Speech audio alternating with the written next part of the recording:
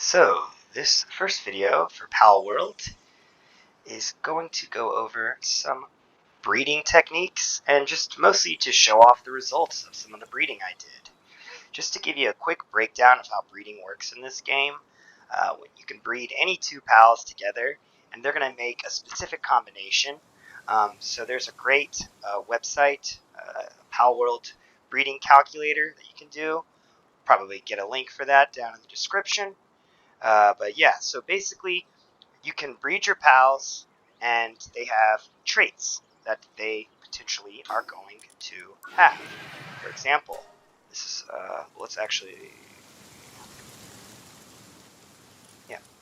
So these are the passive skills they come with, and when you breed them together, you can. There's a chance for the baby to have what the parents have, which means you can basically ensure eventually, with enough breeding, to get exactly the layout that you want when it comes to these passive skills. All right. The next way to make your pals even stronger are to use what's called pal souls. Right here at this guy, we go to enhance pals, and as you can see here, if you click on them, you can actually spend these pal souls that you find throughout the game, small, medium, and large, to upgrade certain stats on the monster. In this case, these are my attack monsters, so I raised up their health, their attack, and their defense. They don't ever do any work, so I didn't waste my time upping their work speed, but we'll get to that later. The other thing you can do to make your pals stronger is pal condensation or condensing. You can come to the pal condenser, and the idea is essentially you are able to. We'll show you an example like on this jet dragon because I have a lot of them. Or no, these Orzerks. There we go.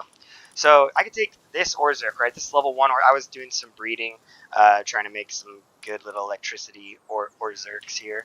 But you can actually, you click on the first one, and then you're basically any identical pals, just like of the same kind, Orzerk, right? So I can do this, 2, 3, 4. And we're going to actually extract. We're going to lose the extra 4, but the first one is going to become stronger.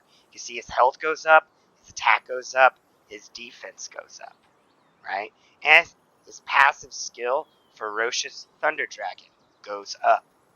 This is a big deal because these passive skills are going to be huge in adding to some of the things that we do with our pals, as well as just the general stats. You can do this 4 times. As you can see, this is the first star. It takes 4 pals, and 16 pals, and 32 pals, and 64 pals.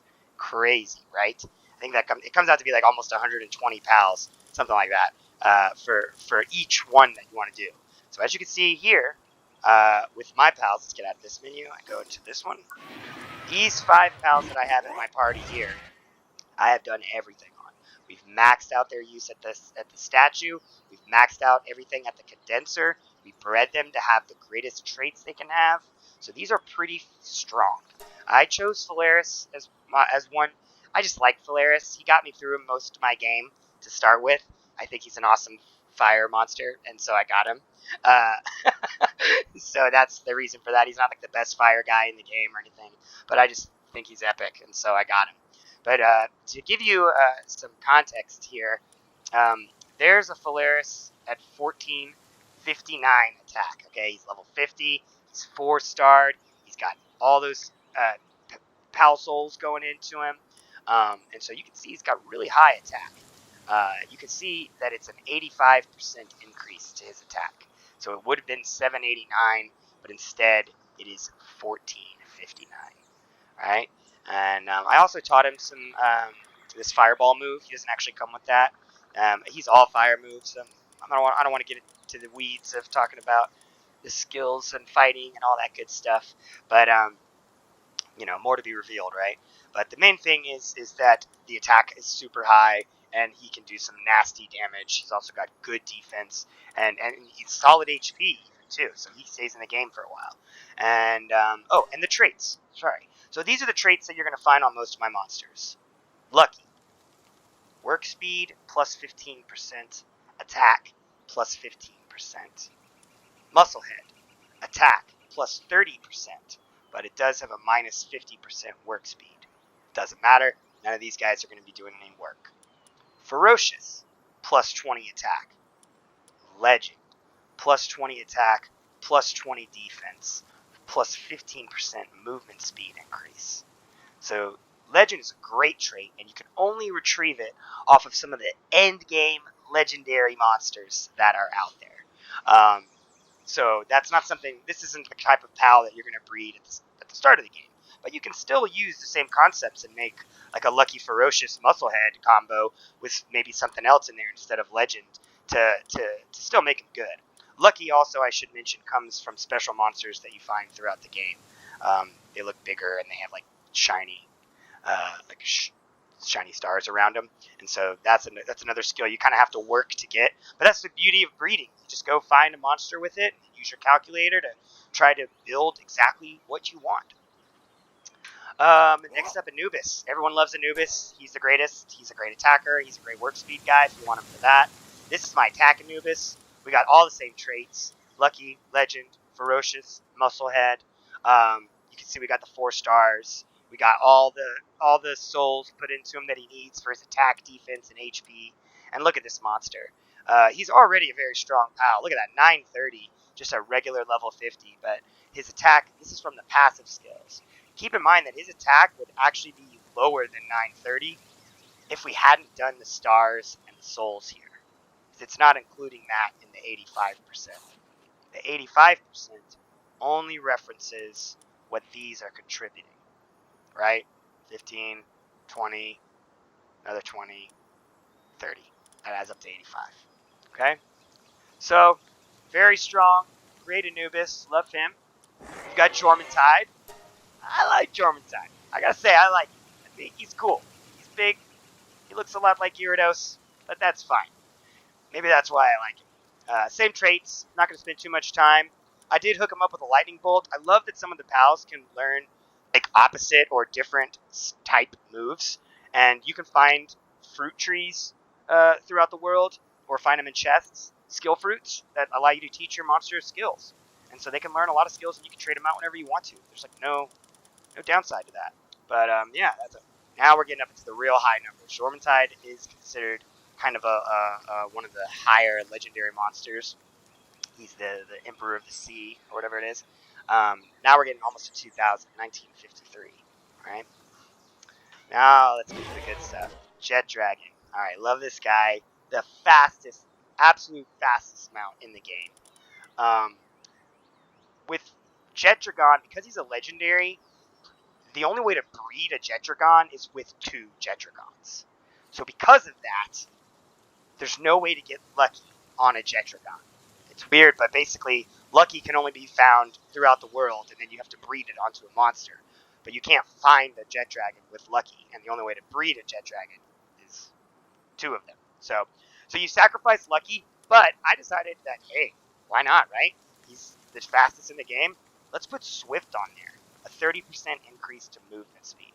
So now this guy is fast. He's so fast. Obviously the same thing. We've got the 4 stars, souls, bringing his attack up to a whopping 2021. Absolute monster. Let's just give you a quick idea of what Jetragon looks like and what some of that speed can feel like here. So we'll come to the loading dock here, and then out we go. Look at that. Look how fast he is. Yeah? Crazy. Absolutely crazy. Alright, here we go. So now we're back. Got to see Jetragon, how fast he was. I just want to show you this last one. This is Frostallion Noct. Now, what I think is special about Frostallion Noct is that he is basically a legendary monster, right? But you can't be found anywhere in the game. The only way to get a Frostallion Noct, at least right now with the current update, which we're in 1.5.2 version, you can't find this Frostallion anywhere. You can only breed it from an egg. And there's only one combination that works to get it. Obviously, you could do 2 Frostallion Nocts, but to get your first Frostallion Nocts, you have to mix a Frostallion, regular, with a Hellzephyr, which is like a dark bird. So it's cool how some of the combos line up like they make sense. But basically, you need to go catch the legendary Frostallion and then breed it with a Hellzephyr. However, because you can breed it with a regular monster to get it. Like Hellzephyr can be found anywhere in the wild. I'm able to get lucky on the Frost Stallion Noct, because I can find a monster that has lucky on it, breed it with something else to make a Hellzephyr that has lucky on it, and once I have the Hellzephyr with lucky, I just breed it with a Frost Stallion regular, and I get the Frost Stallion Noct. The secret legendary. Here he is, Frost Stallion Noct, the guardian deity of Palpagos. So you see, this is regular Frost Stallion. This is Frost Stallion Noct. I just think he's epic. He's like dark and cool looking, but he's still got some iciness to him. So I kind of use him as like my dark ice. But yeah, we got all 4 legendary: Musclehead, Ferocious, and Lucky. Got the 4 stars, the souls, bringing it to a big old 2072. So also big HP too. Look at that, 7400. So this is what I'm pretty proud of these guys. That's like my pal, like strong pal attack team. And that is the team you want to use if you want to have your pals do the fighting. My next video, we'll talk about a team of pals that'll make you as a player stronger. So check it out. Thanks.